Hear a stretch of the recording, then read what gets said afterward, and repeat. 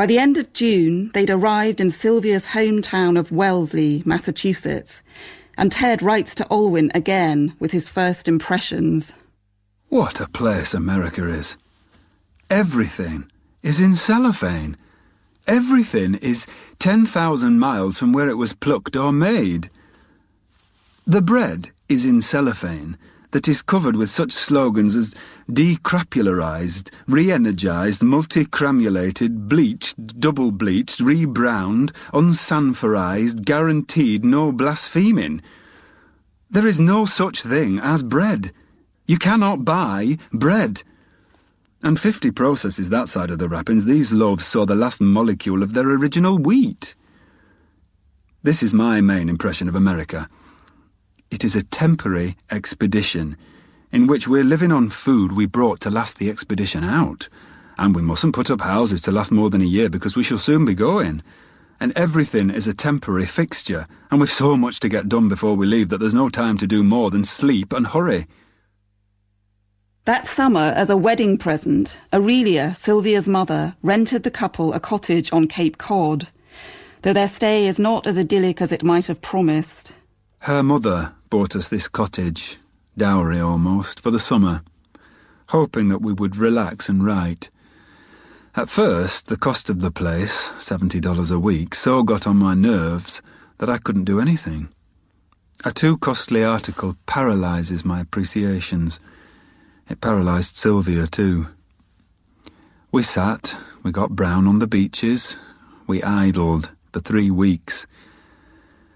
Then we had a black week, in which Sylvia lay helpless with sheer depression, and I went about with a melon grafted onto the side of my head, a corpulent drumming devil in the likeness of an abscess and swelling, the abscess right in my ear. This black week broke last Sunday the 3rd or 4th, when we rode 5 miles to the nearest doctor. It was strange because a long tedious spell of 98 degrees per day broke with it.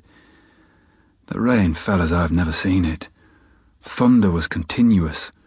I saw 3 trees that lightning had struck within 20 yards of the road.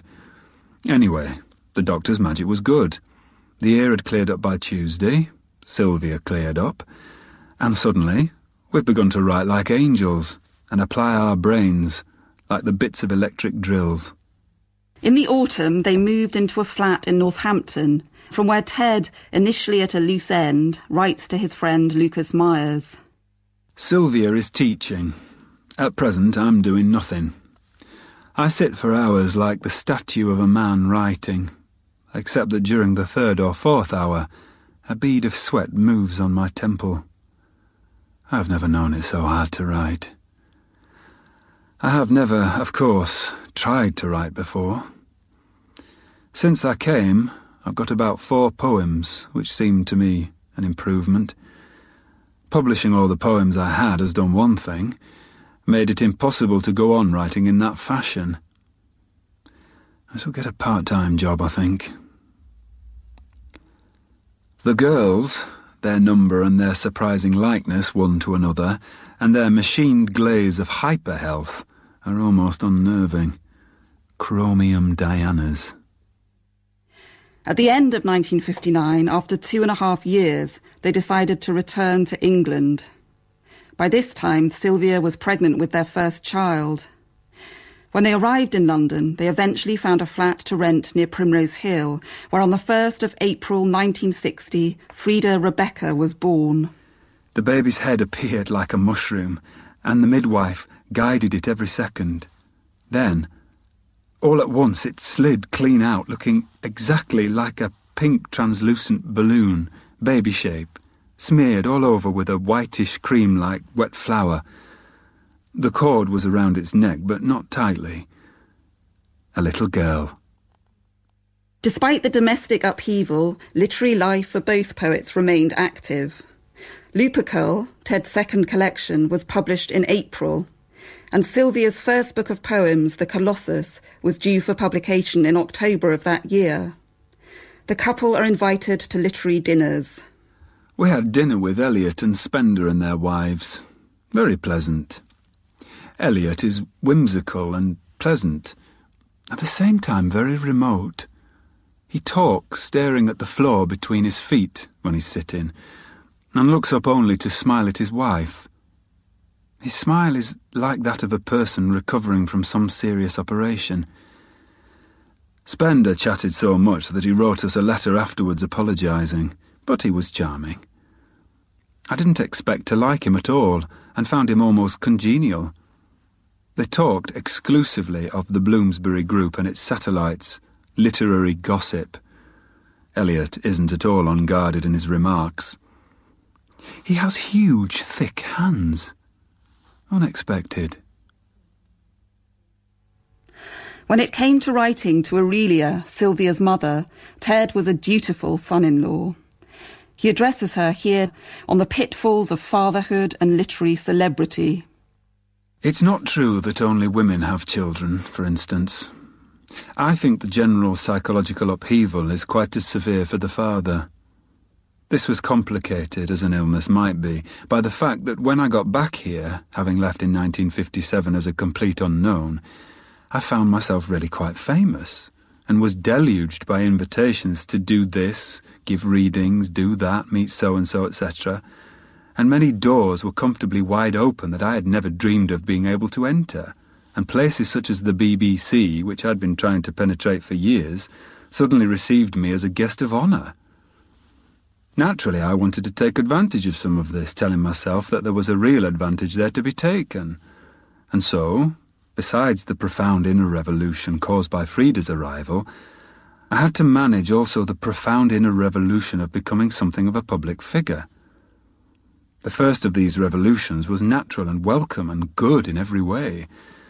The second was unnatural, cruelly against myself, and I think it cost me a great deal more in the way of energy. To enter literary life is, in fact, to enter a small, windowless cell, empty, under a stunning spotlight, and left to your own devices in the knowledge that millions of invisible eyes are watching through the walls. The increasing sense of scrutiny and entrapment led Ted to resurrect his dream of living in the countryside. In August 1961, the couple, who'd been searching in Devon, found a house in North Taunton, just north of Dartmoor. Ted writes to tell Danny Weisbort, another old Cambridge friend, "As you see, we're in Devon. Peace. Space. London departed like a headache. So, from now on, I hope my life will be privacy, my own thoughts, my own amusements, my own time, with occasional raids on the world." London was beginning to build, had built, an ant's nest between my ears that never gave me peace. But as I say, the 200 miles have exterminated that miraculously. We have a sort of farmhouse in a rather grim little village, but are quite private in our 2 acres, with apple trees, fancy trees, garden, outhouses, etc. Some day, we hope, it will be ours. At last, a place to dump things. In January 1962, Sylvia gave birth to their second child, Nicholas Farrar. In mid-May, they invited for the weekend a literary couple who'd taken over the lease on their London flat, the Canadian poet David Weville and his wife Assia. As it turned out, this visit was to instigate an affair between Assia and Ted, which over the summer drove Sylvia to a pitch of jealousy and despair. Sylvia and Ted began talking of separation, though they set off together for Ireland in September. But when Sylvia returned to Court Green, alone at the end of their stay, she seemed determined on divorce. Here in the late summer, Ted talks through with Olwyn details of his earnings, his writing, and possible marital arrangements. My earnings are gradually becoming steady. My books earn about £7 a week, which is amazing. Most of it is reprints in anthologies and such things. If I've done nothing else, I've written more perfect anthology pieces than anybody alive. I'm trying to fix Sylvia up in Spain for the winter.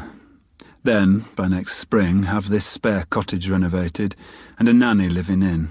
Let her write and be company for her. Besides, as soon as I clear out, She'll start making a life of her own, friends of her own, interests of her own. By the beginning of December 1962, it seemed that the marriage was definitely over. Gerald is told, "All this business has been terrible, especially for Sylvia. But it was inevitable. And now the storm centre of it recedes into the distance. I can only be relieved that I've done it. The one factor that nobody but quite close friends can comprehend is Sylvia's particular death-ray quality. In many of the most important ways, she is the most gifted and capable and admirable woman that I've ever met. But finally, impossible for me to live married to. Now we're trying to get a biggish flat in London where Sylvia can live with the 2 children. Only in London can she get a girl to live in and look after the kids, and she needs that if she's to write and work." They found a flat for Sylvia in Primrose Hill, a flat where Yeats had once lived, and by mid-December Sylvia and the children were installed there. That winter was one of the worst on record. In February 1963, Ted writes with devastating news to Olwyn. "On Monday morning, at about 6 a.m, Sylvia gassed herself. The funeral's in Heptonstall next Monday. She asked me for help, as she so often has. I was the only person who could have helped her, and the only person so jaded by her states and demands that I could not recognise when she really needed it.